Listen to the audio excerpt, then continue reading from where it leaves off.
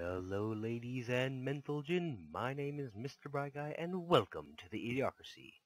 Today, we are taking a look at my Type VIIC German U-boat.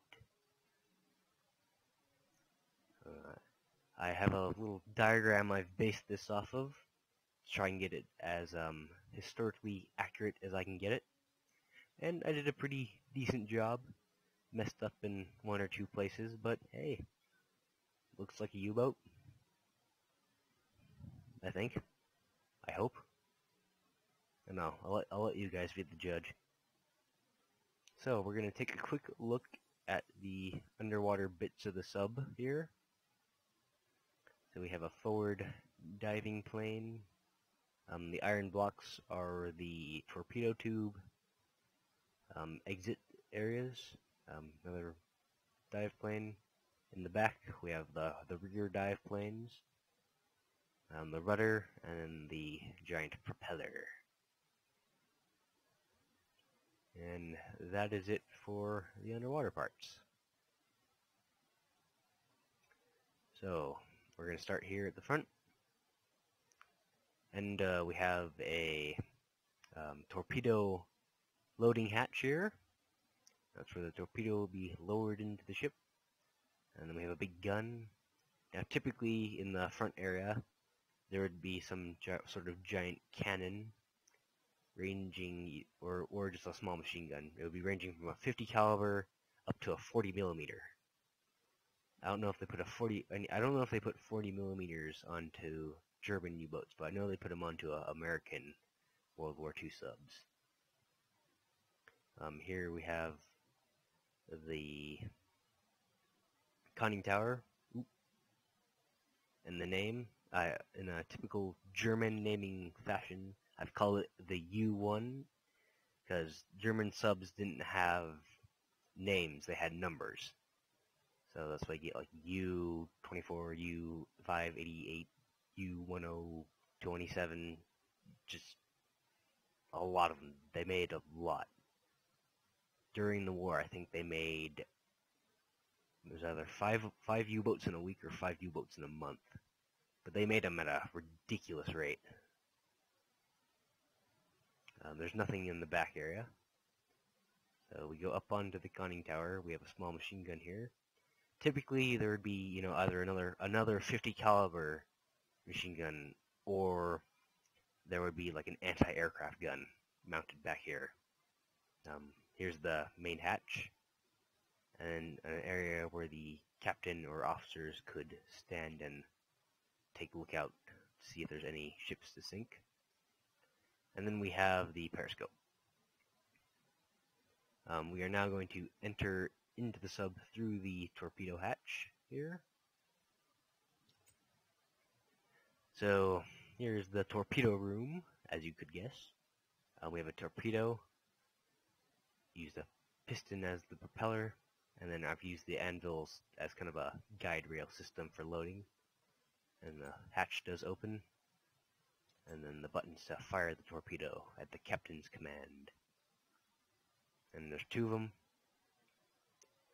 Below the torpedoes we have a cargo room. Typically cargo would be put wherever you could fit it. Sometimes they just leave it out in the hallways, so they can go on longer voyages. And that is it for the torpedo room. So in between each room I have a watertight door. And then here's the crew quarters. Now I got this reversed. This is supposed to be the captain's cabin, and the crew quarters are where the captain's cabin is supposed to be. But this room was a little bigger than the other one, so I decided to make this the crew quarters.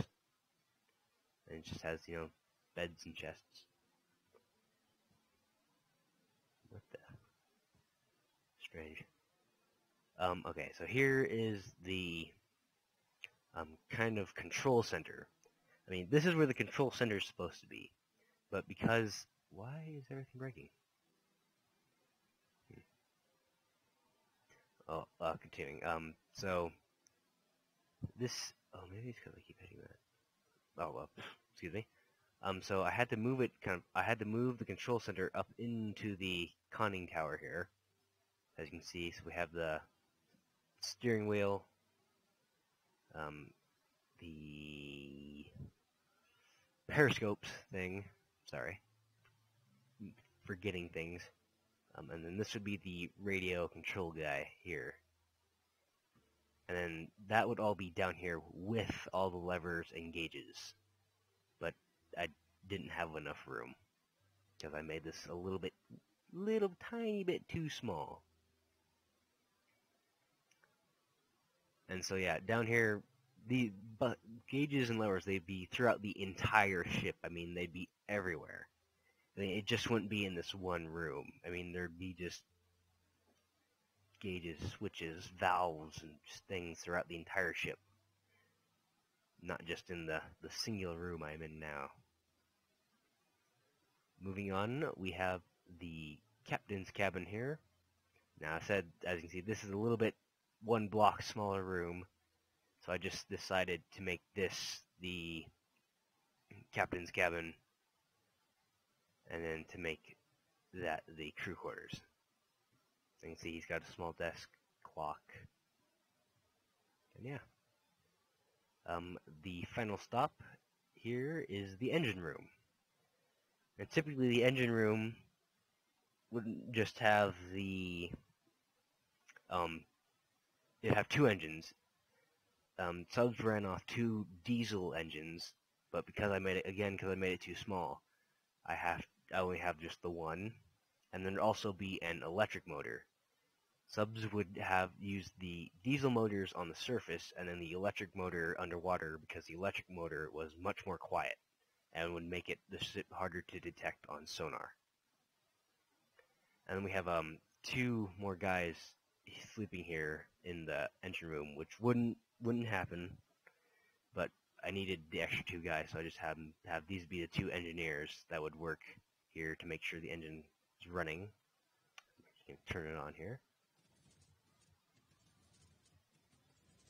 See, I've got it running on a timer system, so that way they're not all going up and down at the same time.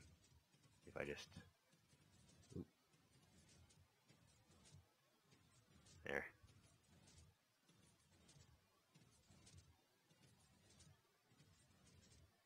There you go.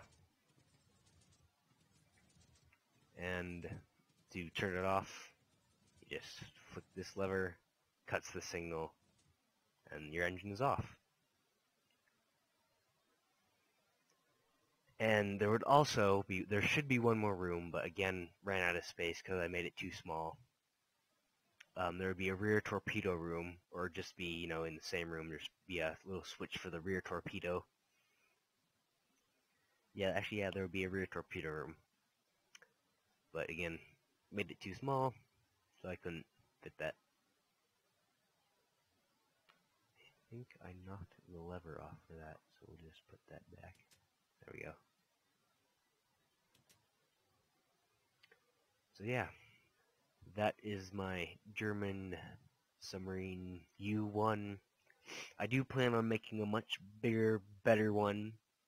I will call that the U-2 to stick with the naming scheme. Here's another look at this. Usually fun fact, there wouldn't be any glass here, because glass can't withstand the pressures of the deep, so it'd just be solid.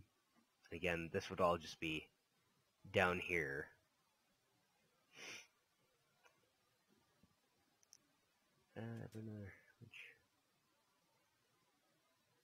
But yeah, that is the U-1, my German U-boat that I have made. I know in the last video I said I'd be doing something with a friend, but he's having some really bad technical difficulties, so I made this for you guys. But I guarantee 100% that he will be in the next one, and we will do something that's not Minecraft. and it will be over the summer. And because summer is coming up, and I won't be going to school, there should be a video, maybe, hopefully. I want to at least have one coming out every day or every other day. I don't know if that will be happening, but there will be one every week. I've been slipping up the past few weeks, but that's just because I haven't been able to get in and record my videos. But that is going to be it for this episode. The glorious C1 back there. When I make the other one, I'll put it right next to it. And actually, when I made this, I built like a dry dock out of stone. And I had to go and fill it all back in with water, so that was fun. But yeah, anyway. That is going to be it for this episode and this week.